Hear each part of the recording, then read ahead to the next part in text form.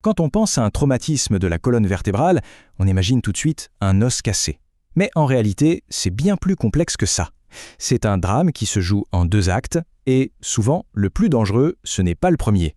Alors, allons-y, on va décortiquer ensemble cette double menace. Et pour bien comprendre l'enjeu, il y a une phrase qui résume absolument tout en médecine d'urgence. Cette phrase, elle est fondamentale, elle guide chaque geste. Parce qu'on ne parle pas juste d'un os, non. On parle d'un prolongement direct du cerveau. C'est aussi vital et surtout aussi fragile. Et ce n'est pas juste une idée. Les chiffres sont là pour le prouver. 30%. C'est le risque de complications neurologiques après une fracture de la colonne. C'est énorme en fait. Pensez-y. Ça veut dire que près d'un cas sur 3 peut basculer dans quelque chose de vraiment dramatique. Surtout si on ne saisit pas bien cette fameuse double nature de la blessure. Alors, pour que tout ça soit bien clair, on va utiliser une image, une analogie toute simple, mais super efficace. On va parler du contenant et du contenu. C'est vraiment la clé pour décrypter ce qui se passe. Voilà, c'est ça. D'un côté, on a le contenant. C'est la structure, les os, les vertèbres. Ça, c'est le problème orthopédique. Et de l'autre, bien sûr, il y a le contenu. La moelle épinière, les nerfs, tout le câblage de notre corps en quelque sorte. Et là, on parle d'une blessure neurologique. Le vrai problème du traumatisme rachidien, c'est que les deux sont touchés en même temps. Ok, maintenant qu'on a posé les bases, voyons concrètement comment ce fameux contenant, notre colonne, finit par se briser. Qu'est-ce qui se passe au moment du choc? Alors les causes principales, sans grande surprise, la moitié des cas, ce sont les accidents de la route, 50%. Mais, et c'est un point intéressant, on voit une augmentation du côté des accidents de sport. Le profil des patients évolue un peu, non? Mais au fond, que l'accident ait lieu sur l'asphalte ou sur un terrain de sport, la physique derrière la fracture est toujours la même. Et c'est assez fascinant, parce que tout se ramène à 3 forces fondamentales. Il y a la compression, imaginez qu'on écrase la colonne, la traction, là au contraire on l'étire, et enfin la rotation, le fait de la tordre. Et c'est le cocktail de ces 3 forces qui va déterminer la nature exacte de la fracture. Et en combinant ces 3 forces, on obtient un éventail immense de possibilités. Ça peut aller de ce qu'on pourrait appeler une simple entorse jusqu'à des luxations et des fractures super complexes. En fait, chaque accident va laisser sa propre signature, une blessure unique sur la colonne vertébrale. Et là, on arrive au point absolument crucial, le danger numéro 1.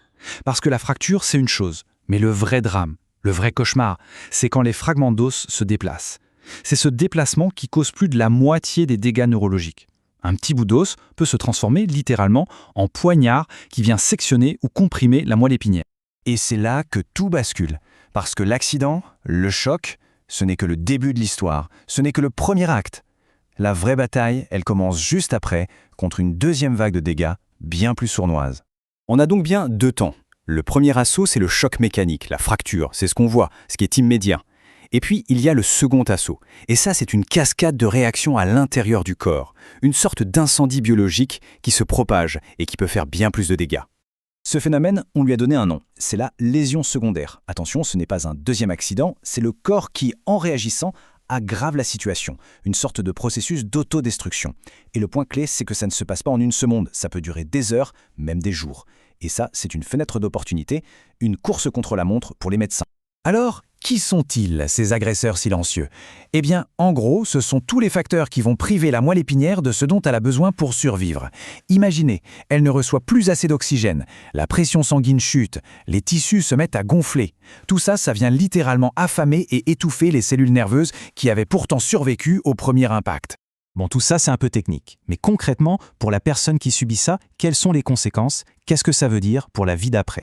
Dans les cas les plus graves, notamment quand la blessure se situe au niveau du cou, si cette cascade de lésions secondaires n'est pas stoppée, la conséquence peut être la tétraplégie, c'est-à-dire une paralysie des 4 membres et du tronc. C'est l'illustration la plus terrible de ce qui arrive quand le fameux contenu est touché de manière irréversible. Et voilà pourquoi l'objectif numéro 1 des équipes d'urgence, c'est de stopper cette seconde vague.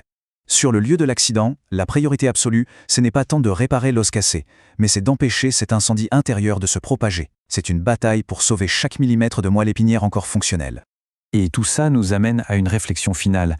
Le premier choc, la fracture, c'est l'accident, c'est le hasard, c'est imprévisible. Mais les conséquences finales, elles, ne sont pas gravées dans le marbre à cet instant précis. Une part énorme du résultat dépend de la façon dont on va réagir à cette deuxième attaque. Toute la question est là, quelle part du destin d'un patient se joue dans la réponse à cette guerre silencieuse?